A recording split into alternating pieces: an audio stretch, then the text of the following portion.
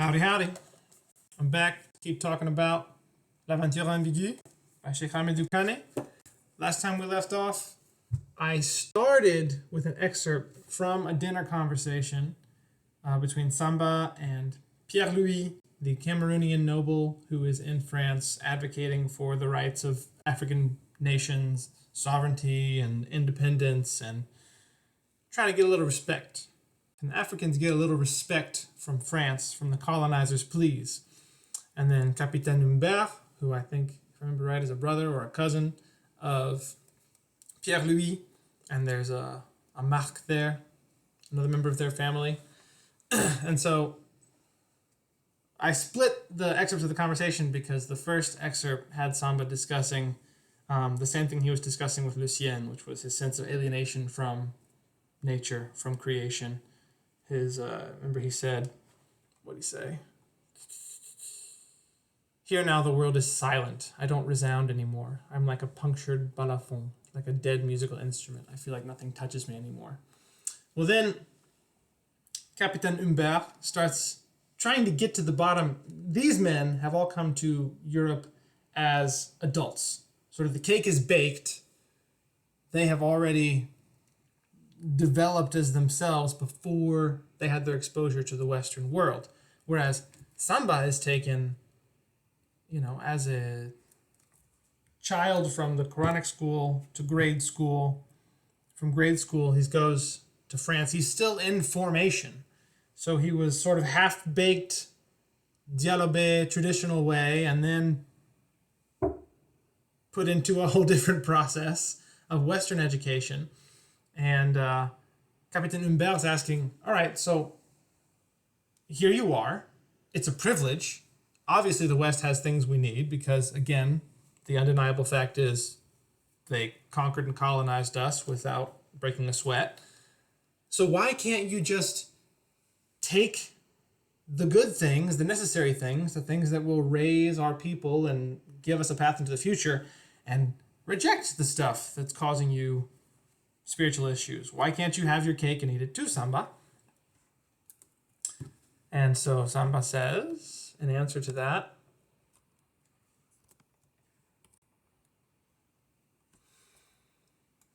I am not a distinct Diallobé nation facing a distinct West, evaluating with a cool mind what I can take from it and what I must leave aside.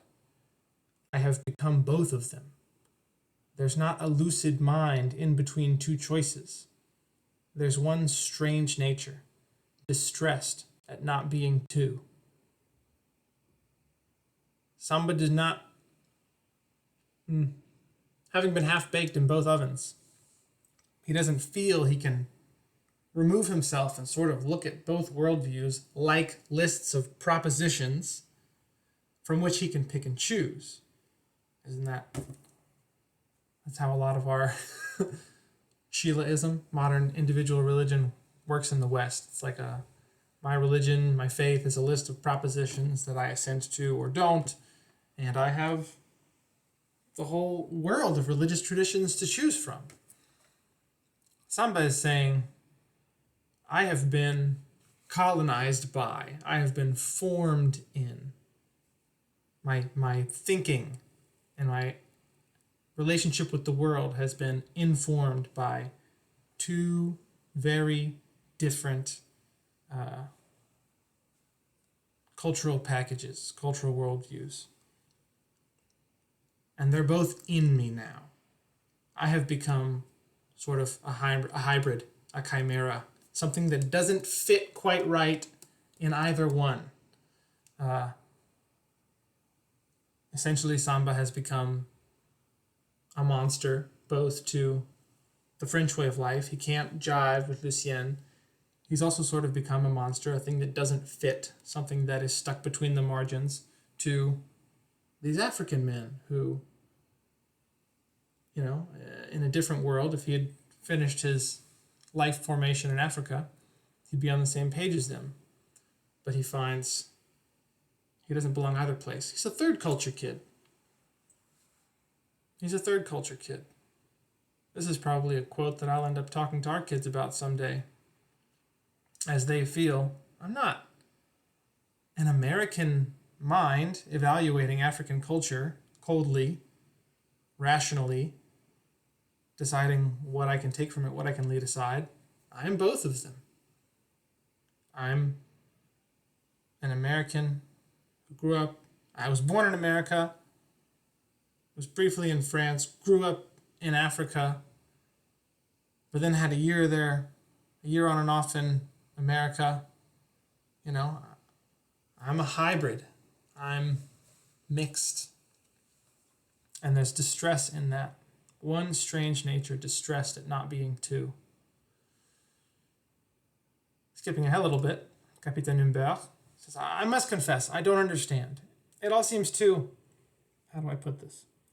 Outside of reality. The reality is we need them a lot, them being the West, France. We need them a lot. And that they're at our disposition. Or we're at theirs. It's not important which. You're mistaken, Captain. It matters a lot, said Samba Diallo, exasperated. But he was ashamed of his outburst and carried on more calmly. I get your point of view, really. And I admit there's something to it. But do excuse me for telling you it strikes me as lacking. You assert that the great need we have of the West does not leave us the choice and authorizes only submission until the day in which we have acquired their mastery. Since you understand it so well, said the captain, smiling, explain to me why your generation doesn't come to terms with it and seems so poorly to put up with the idea. It's that if we accept it and adapt to it, we'll never achieve that mastery of the thing, because we'll have no more dignity than it does. I pause here to interject. This sentence sounds awkward just talking about the it and the thing in my translation, but only because it's exactly what it is in French. La chose. I take mastery of the thing to be mastery of the material world as divorced from spiritual meaning. Mastery of stuff, of matter. If we accept that the West is in the mastering teaching position, if we accept it, if we adapt to the Western approach to civilization, industrialization, culture, then we'll never actually achieve mastery of the earth, because we will have no more dignity than it does. I'll keep doing the paragraph, keeping in mind that this is what I understand him to mean by the thing, and then I'll talk about it some more. We'll have no more dignity than it does. We won't rule over it. Haven't you noticed? That's the same move the West does, mastering the thing and colonizing us at the same time. If we don't wake up the West to the difference that separates us from the thing, we'll be worth no more than it is, and we'll never master it. And our failure will be the end of the last human on earth. This paragraph is confusing with the its and the things, but here's what I take him to be meaning. As we talked about in the first episode about domicide, about the meaning crisis in the West, we saw that the scientific revolution said there's inert stuff that works mechanistically, and there's human reason, which is separate from that. There's consciousness, which can observe inert matter, and that all operates mechanistically, but not me. And then as time passes, that scientific approach starts to encroach more and more on the human nature that we thought was not deterministic, mechanistic, not ruled by Newtonian physics. And we start to find out, well, we seem to find out. We have a sense that, in fact, maybe a brain is just a highly sophisticated computer, and all consciousness is an emergent feature of brain activity. So maybe we're just as deterministic and mechanistic, and there's no there there. There's no ghost in the machine. And so Samba says, if we don't, well, we won't achieve mastery of the physical world because we'll have no more dignity than it does. Because everything is no more than its empirically measurable accidents, attributes, its outward activities and appearances, then humans are only so much inert matter, and any agency, any individuality, any spirituality is an illusion. He thinks it's his mission. He wants to wake up the West to the fact that we are not just inert matter. Moreover, in other passages, it seems like he wants to wake up the West to the fact that inert matter is not just inert matter. That there's a depth, there's something beyond the appearance of things. It's the great poet Josh Garrels was plumbing the depths to the space in between the tangible world and the land of a dream, because everything here ain't quite what it seems. There's more beneath the appearance of things. A beggar could be king within the shadows of a wind. So if he can't wake up the West to the difference that separates us from the thing, from the natural world as conceived of a separate, non-spiritual, inert thing apart from us, then we're worth no more than it is. We'll never master it. Our failure will be the end of the last human on Earth. Remember this etching we looked at in the Hans Ruckmacher lecture from the very first episode of the philosopher looking out on a landscape and seeing himself looking back at him. C.S. Lewis is two guys looking at the waterfall. One guy can say it's sublime, and he means that sublimeness resides in the waterfall. There's some there. The other man says it's sublime, but being a materialist, a modern naturalist person, what he means is, inside of me, I think that looks pretty. The sublimeness resides inside me and my perception. It doesn't reside in the external phenomenon out there. While for Samba, if we do not figure out how to cure the West of its reductive materialism, if we adopt it for ourselves for the sake of advancing industrially, technologically, civilizationally, then that'll be the end of the last human on Earth. We will proceed, we will advance, progress materially, but we'll be in the same position of divorcing ourselves from nature and of wondering, wasn't God just a suspicion that our ancestors had before they understood science to fill in the gaps in their understanding? Well, the princess, Pierre-Louis's daughter, the princess with the many rings came in noisily. The rest of you new, in words, are degenerate, she attacked.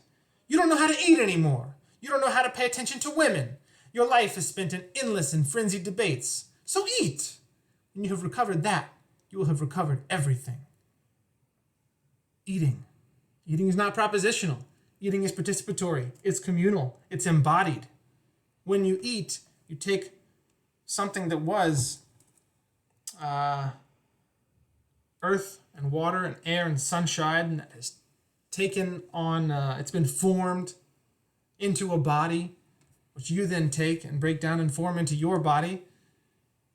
It's a good juxtaposition to the heady debates they're doing. Pierre-Louis endeavored by roundabout maneuvers to have Samba sit next to him at the table. The princess noticed. Come here, young man. Sit yourself between Adele and me. You're so right, ma'am, Samba Diallo said to her. We don't live anymore. We're void of substance, and our heads devour us. She tells them, learn to eat. He's telling them our heads, our obsession with the propositional, devours us. Our ancestors were more alive. Nothing divided them from themselves. Isn't that the truth? The princess rejoiced. The men were whole. They didn't have your morose thoughts. They had riches, Samba Diallo affirmed, that we are losing bit by bit each day. They had the family, which was but one being. They possessed the world intimately. We lose all of that, bit by bit, in despair, little by little in despair.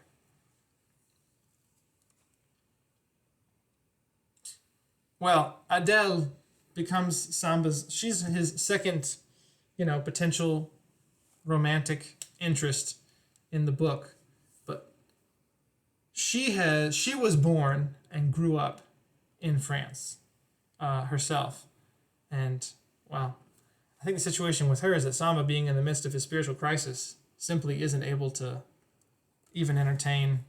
He doesn't know what his future is, and you have to have a vision for the future in order to have sort of a notion for what you want to pursue in a relationship, a wife, a family. Well, the next chapter, he's at the cafe with her, and this is my last excerpt for today. He tells her, "Ever since I knew how to write, I set to inundating my father with letters that I wrote and delivered right into his hand in order to prove my new knowledge and make sure carefully, watching his face while he read, that with my new tool I could transmit my thinking without opening my mouth. I interrupted my studies with the teacher of the Diallobé at the exact moment when he was to initiate me into the rational understanding of that which, up to that point, I had only recited." With amazement, it's true. So he left the Quranic school when he had finished memorizing the Quran in Arabic, and there was awe to that. But he left when he was supposed to start learning the meaning of it, the understanding of it, beyond the recitation itself. With them, with the French, I suddenly entered straight into a world where at first sight everything was wonderful understanding and total communion. We've got the propositions. We know how it works. We can break down the operations of the universe into mechanistic explanations, from the first instant at the Big Bang to the heat death of the universe in millions of years. At first sight, and we know how life came to be, evolution. At first sight, everything was wonderful understanding and total communion. Adele says, as for the teacher of the Diallobé, he had taken his time. Wanting to teach you about God, he believed he had until his death. The teacher of the Diallobé was trying to teach a wisdom tradition. Everything was not at first sight wonderful understanding and total communion. You had to be initiated gradually. And as you learned, you became ready to understand and master further things. It was supposed to be an embodied practice. Samba says, that's just it, Adele. But they stepped in and undertook to transform me into their image. Progressively, they made me emerge from the heart of things and habituated me to distance myself from the world. I don't have a whole lot to comment about that because it's sort of a valuable articulation, but another articulation of something he said several times now about how his Western education has taught him to separate himself, stand back, be an observer, pretend you have what Van der Klee calls a monarchical vision. You know, you can see the world as it is, and it's working as a separate thing. Your consciousness is a separate. Anyway, to step out of unity with creation to I am the observer, the scientist, the manipulator. This is the stuff, the manipulables. Well, those are only the two excerpts I wanted to talk about today, or the three. And one aspect of this, the aspect of these four African men wondering, what is our relationship to the West? You know, he says, we need them a lot, and they're at our disposition. Or we're at theirs. It's not important which. And Samba says, it matters a lot who's at whose disposition. Because frankly, they all feel sort of like they're welcome to come learn. They're welcome as students, but not at all on an equal footing. And the book that I'm currently reading is the 1912 classic Missionary Methods, St. Paul's or Ours by Roland Allen. And I just read a passage which resonated with this as well.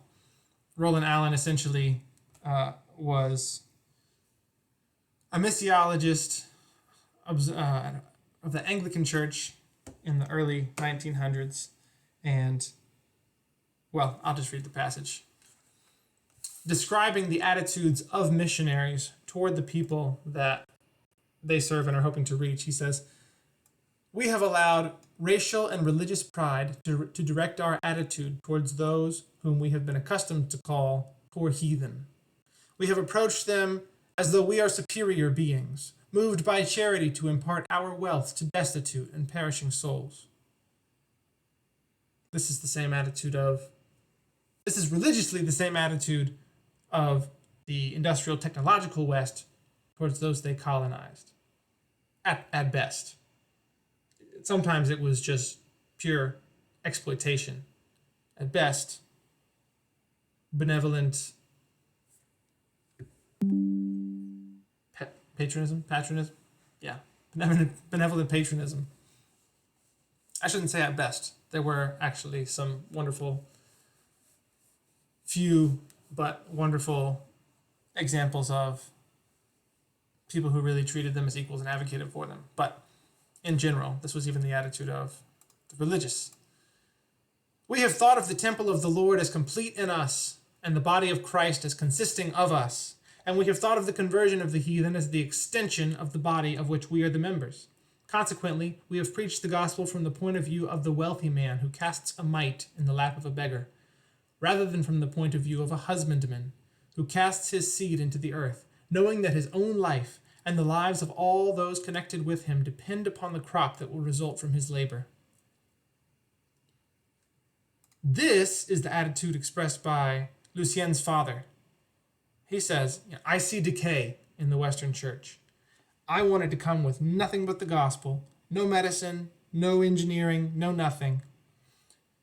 And I was hoping to pass on the baton such that your faith, the faith of the African people, could take the baton from us in the relay, not trying to attach any of the other Western baggage with it. So back to the typical approach of the benevolent, patronistic, rich giving to the poor. Approaching them in that spirit, we have desired to help them. We have been anxious to do something for them, and we have done much. We have done everything for them. We have taught them, baptized them, and shepherded them. We have managed their funds, ordered their services, built their churches, and provided their teachers. We have nursed them, fed them, and doctored them. We have trained them and even ordained some of them. We have done everything for them except acknowledge any equality. We have done everything for them, but very little with them. We have done everything for them except give place to them. We have treated them as dear children, but not as brethren.